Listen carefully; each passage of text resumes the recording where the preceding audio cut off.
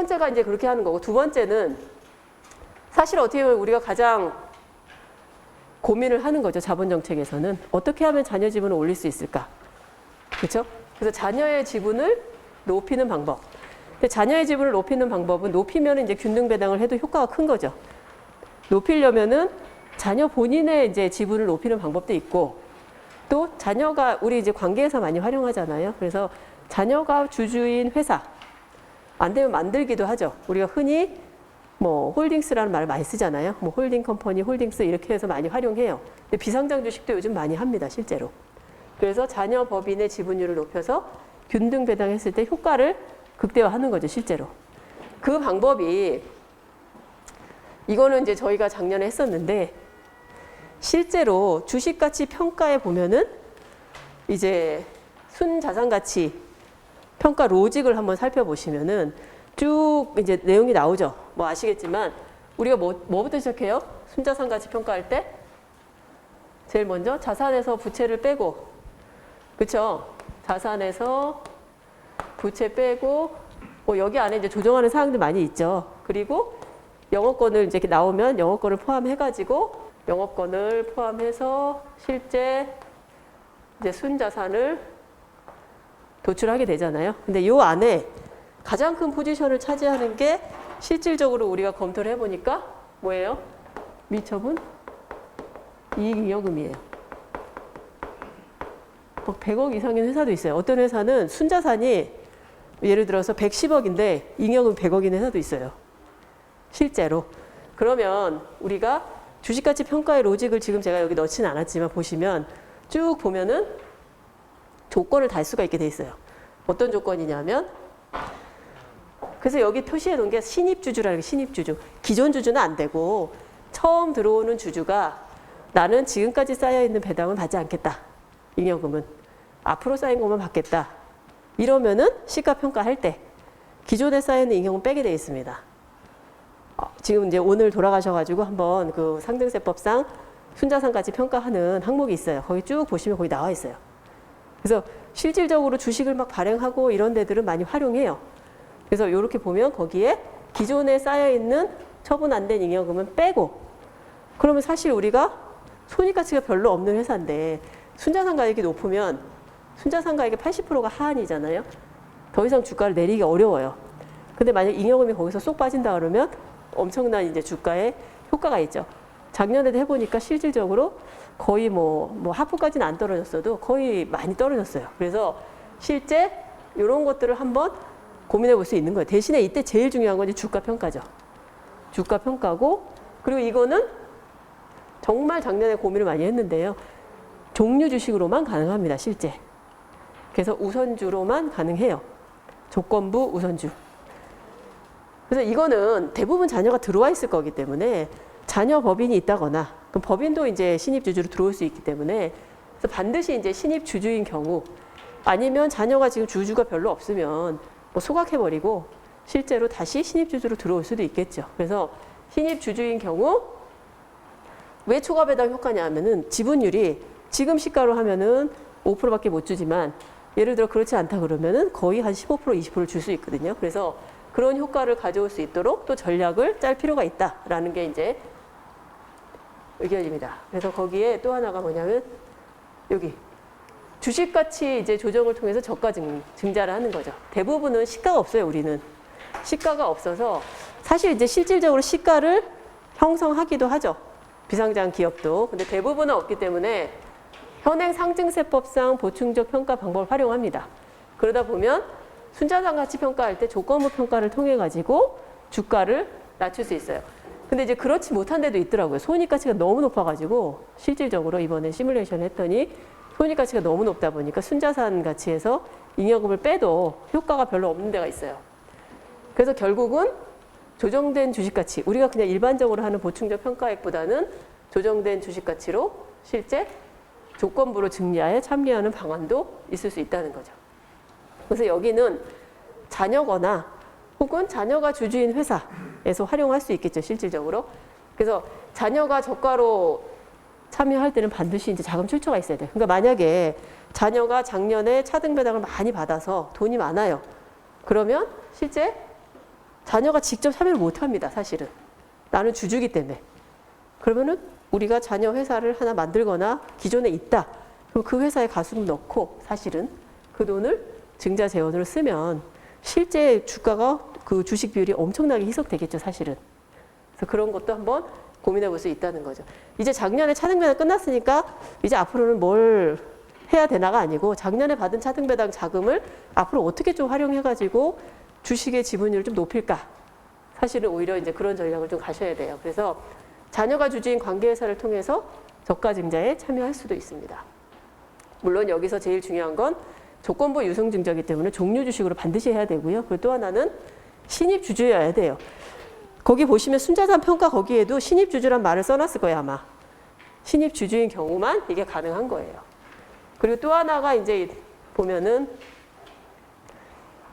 고가 감자를 통한 이제 차등배당의 효과입니다. 예를 들면 고가 감자라는 거는 어떤 의미냐면 내가 가진 것보다 내가 가진 주식의 시가보다 높게 감자를 하는 거예요.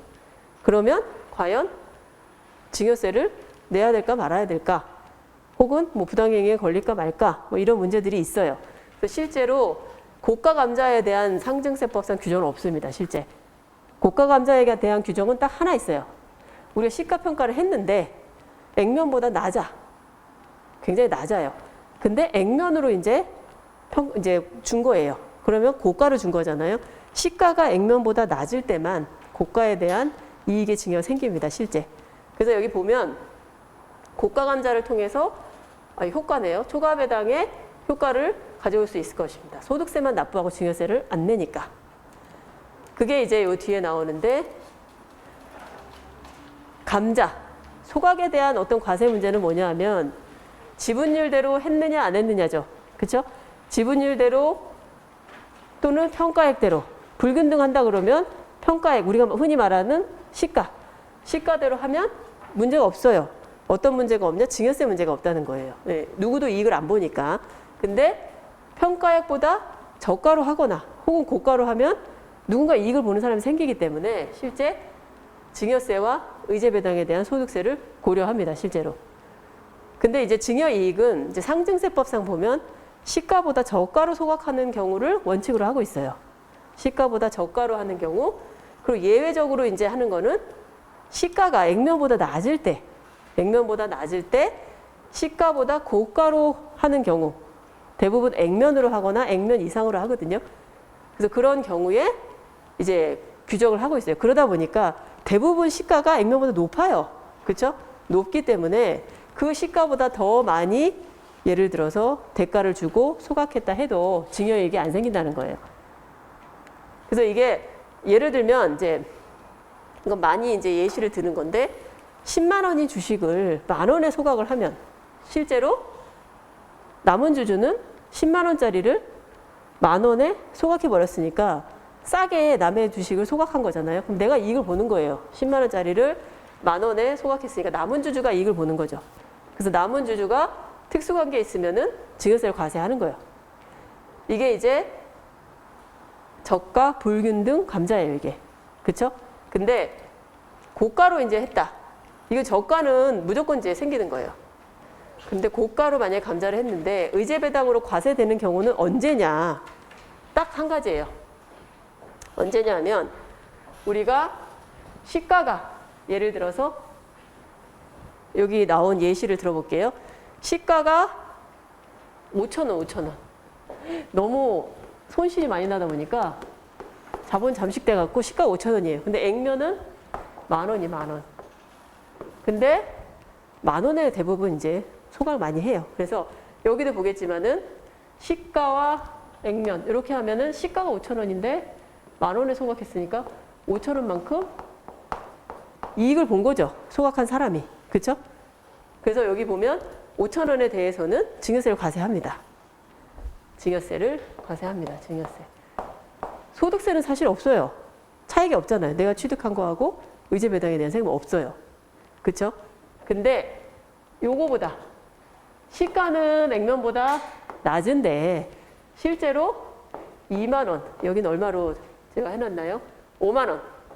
예를 들어 주당 만 원이고 평가액은 5만 원인데 소각 대가를 10만 원으로 이거는 일반적인 경우고 액면을 이게 만약에 이렇게 해서 2만 원을 지급했어요. 만 원으로 했으면 5천 원에 대한 증여세를 내는 거예요. 고가 소각에 대한 증여세는 이때 나온다는 겁니다. 그래서 고가 소각에 대한 증여세는 시가가 평가액이 액면보다 낮을 때 나와요. 그때 우리가 액면으로 소각하면 차익이 없으니 세금 낼 건 없고 증여세만 나와요. 근데 2만 원에 했다. 그러면 시가와 액면의 차이는 증여세가 나오고, 그렇죠? 그리고 요 두 개의 차이는 소득세가 과세됩니다. 그래서 이중과세 되는 거예요. 증여세도 내고 소득세도 내고. 그러니까 고가 소각은 딱 이때만 과세가 돼요. 그러다 보니까 일반적으로는 여기 나오죠. 여기 나온 대로 만 원인데 5천 원이면 만 원으로 소각하면은 만 원과 5천 원 차이는 무상으로 준 것과 똑같기 때문에 증여세 내고, 그리고 액면을 초과해서 지급한 금액이 있다. 근데 2만 원에 했다. 그럼 취득가액을 초과한 금액은 의제배당으로 과세가 되는 거예요. 요때만 딱 과세가 됩니다. 고가 소각은. 그래서 실제로 일반적으로는 액면은 만 원인데 평가액이 5만 원이다. 아주 일반적인 사례예요. 근데 10만 원을 지급했다. 그랬을 때는 의제배당으로 하면 끝나는 거예요. 그건 차등배당하고 사실 똑같은 효과입니다. 사실은. 예를 들어서 5만 원에 실제로 배당을 할 건데 10만 원 배당함으로 인해 가지고 그 차액만큼은 소득세만 내고 자녀가 가져가는 거예요. 실제로는. 그래서 이거는 9만 원 취득가액이 대부분 이제 액면이기 때문에 별도로 취득가액을 언급 안 했고요. 만약에 이거를 STF를 좀 응용해가지고 한다라고 가정하면 부모님 주식을 증여받아서 고가로 소각하는 거예요. 고가로. 그러면 내가 증여받은 금액, 물론 이제 이거는 증여세가 나오겠죠. 예. 증여세가 나오지만 실제로 요거를 소각하면 배당소득세를 내는 거예요. 일부. 이거는 사실 내가 갖고 있는 주식을 소각하는 겁니다. 실제로. 고가로. 그래서 결국은 어떻게 활용하느냐에 따라서 고가 소각이 실제 차등배당의 효과가 있는 거예요. 증여세가 안 나오기 때문에. 우리가 증여세 안 나오고 의제배당 소득세만 내잖아요. 실제로는. 물론 자기 주식을 소각하면 안 되죠. 내 걸 소각하면 내 거 줄어드니까. 그래서 요거는 활용할 가치가 사실은 있다고 생각합니다. 그래서 많이 또 하기도 해요.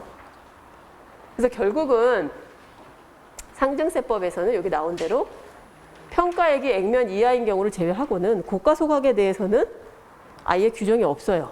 물론 이제 확대를 해가지고 이게 뭐 정당한 사유가 없으면은 무슨 증여이익에 해당하지 않냐라고 하지만 실제로 그런 사례는 현재 없다라고 이제 예상하고 있습니다. 그래서 고가 소각을 통해 가지고 배당 소득세만 과세되기 때문에 증여세가 과세되지 않기 때문에 결과적으로는 차등배당의 효과가 있지 않냐라고 이제 해석을 하는 거죠.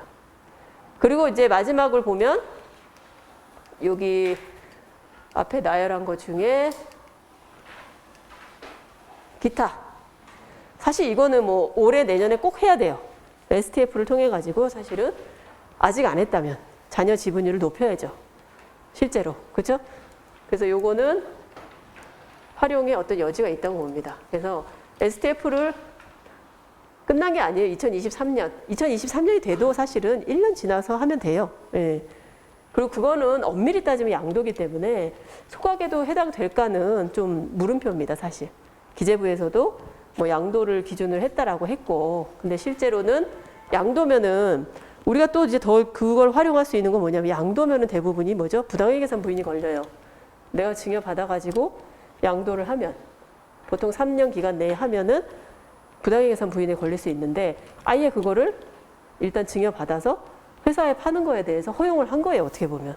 거꾸로 또 생각하면 그러면 약간의 세금을 내고 또 할 수 있는 거죠. 그래서 일단은 이제 기타 마지막 보면은 지금 가업승계 증여특례를 많이들 활용해요. 왜냐하면 작년이 아무래도 코로나니 뭐니 해서 주가가 좀 조정되는 시점이에요. 그래서 5억까지는 저는 사실은 필요하다고 봅니다. 업무무관 자산이 별로 없다 그러면 세금이 없는 한 5억 정도 구간은 가업승계 증여특례를 해도 무방하지 않나. 그리고 7년 후에 가업상속까지 가도 그건 결정하면 되거든요. 내가 가업상속 할 건지 그냥 일반 상속으로 할 건지. 5억 정도는 전 30억까지도 사실은 큰 부담은 없다고 봅니다. 실제로는. 왜냐하면 지금의 이제 주식 가치를 묶어두기 때문에 나중에 가지고 오는 것보다, 그리고 아시겠지만 뭐 가업상속이든 가업승계는 뭐 그렇다 치고 가업상속은 결국은 이월과세 문제도 있고 뭐 여러 가지가 있어서 사후관리도 있고, 그래서 결국 자녀한테 좀 더 이제 세금을 덜 내고 주식을 이동한 다음에 균등배당을 통해서 이제 지분율이 상승되도록 하는 방법. 배당받은 걸로 사실 또 증자를 해야 돼요, 계속. 그렇죠? 그런 것도 사실 필요해요. 근데 또 과세관청의 입장은 배당받아서 왜 증자했냐 또 그럽니다. 실제 그런 경우가 있어요. 왜 배당받아서 증자하냐고. 네. 그럼 배당을 안 받으면 되지 않냐 또 이렇게 말씀하시는 분도 있어요. 그래서 이제 그런 부분도 있고, 또 하나는 STF 전략. 지금까지는 이제 배우자를 활용해서 뭔가 우리가 가지급을 상환한다거나 이런 데 많이 썼다 그러면은 이제는 배우자, 자녀, 손자녀 등 가족들을 활용해서 실제로 대표님의 지분을 낮추는 효과, 그리고 배우자나 자녀를 제외하고는 상속인이 아니기 때문에 5년이 지나버리면 상속재산에서 빠져요. 증여를 했다 해도. 그래서 그런 부분을 활용하고, 지금 우리가 이제 잉여금에 대해서 실제 이제 과세되는 거는 보류됐죠. 지금은 보류됐지만 또 언제 어떻게 될지는 몰라요. 사실 올해 사실 조금 걱정은 돼요. 너무 많이 지금 풀고 있어가지고 과연 이제 법인세나 이제 소득세 끝나고 나면 과연 어떨까 다들 이제 걱정하고 있습니다. 그리고 STF의 자금 출처 확보를 위해서도 저가 종류 주식에 참여하는 것도 좋다. 이런 것들을 이제 활용할 수 있겠죠. 그래서 결국은 정리를 하면 이제 정기 배당 시즌이 이제 오고 있죠. 벌써부터 이제 정기 배당 할 건데 얼마 배당하면 좋겠냐? 차등 배당 안 되면 세금 얼마 나오냐? 그러면 이제 어떻게 해야 되냐? 뭐 이런 것들 많아요. 그래서 정기 배당, 이제 초과 배당 효과를 극대화할 수 있는 방안을 한번 고민을 해봐야 됩니다. 그래서 우선주로 전환하는 게 맞겠다. 또 여기는 그 정도의 어떤 지분도 있고 괜찮다라고 하면 또 우선주 전환을 할 수 있고, 또 어떻게 보면 주주가 아예 아닌 경우 있어요. 자녀들이. 어떻게 보면은 지금 좀 낮은 가격으로 또 증자에 참여할 수 있는 어떤 그런 것도 만들어질 수 있고, 또 고가 감자를 위해서 준비할 수도 있고, 또 2023년 1월 1일 이후에는 좀 제한적일 수밖에 없는 STF를 활용한다든지 이런 것들을 사실은 올해는 정말 어떻게 보면 올해는 자본 정책을 좀 잘 써야 되는 해가 아닌가 싶어요. 작년에 가지고 있던 어떤 차등배당 재원을 어떻게 좀 잘 해서 자본 정책으로 우리의 지분을 좀 높일 수 있는 승계자의 그런 것들도 가업 승계를 위한 하나의 어떤 전략이거든요. 그래서 초과 배당을 더 이상 할 수 없다 이렇게 고민하시지 말고 작년에 초과 배당 한 걸 어떻게 활용해가지고 앞으로 균등 배당을 할 때 좀 잘 쓸 수 있을지. 작년 배당 받은 거를 사실 증여세 내는 재원으로 쓰는 거예요, 사실은. 그리고 부모로부터 증여 받아갖고 고가소가 하는 거죠. 근데 그게 내가 아니고 내 자녀면 사실은 또 작년에 또 손자녀들도 많이 받았잖아요. 그래서 그런 것들도 활용할 수 있겠죠. 그래서 결국은 항상 이제 법이 이렇게 바뀌면 또 그 행간이 항상 있습니다. 그래서 그런 것들을 좀 활용해서 예전에는 고가소각에 대해서 거의 생각도 안 했어요. 그렇죠? 생각도 안 했지만 고가소각이 지금에 오니까 또 굉장히 좋은 또 솔루션이 되는 거죠. 그래서 그런 것들로 이제 대안을 잡아서 지금은 저희가 이제 중기 이코노미 기업 지원단이고요. 그래서 어쨌든 또 위기는 또 다른 기회다라고 생각하시고 작년에 배당받은 걸 어떻게 좀 해가지고 뭐 관계회사를 만든다거나 실질적으로 이제 기업을 분할하거나 관계회사를 만들거나 홀딩 컴퍼니를 만드는 거는 가업 승계를 위한 하나의 어떤 로드맵 중에 하나예요. 그래서 그런 것들을 활용할 수 있도록 해주시면 좋을 것 같아요. 그래서 지금은 오늘은 이제 차등 배당, 이제 정기 배당할 때 어떻게 할 것이냐 이제 고민을 할 때가 됐기 때문에 이 부분에 대해서 이제 강의를 했고요. 뭐 질문 같은 건 따로 없으시죠? 네네. 다음 시간부터는 이제 뭐 공지를 하시겠지만 세무조정 계산서에 대해서 좀 자세히 아시고 싶다라는 어떤 요구들이 많이 있으신가 봐요. 그래가지고 세무조정 계산서가 과연 무엇인지 한번 다음 시간부터 좀 파헤쳐 보겠습니다. 고생하셨습니다.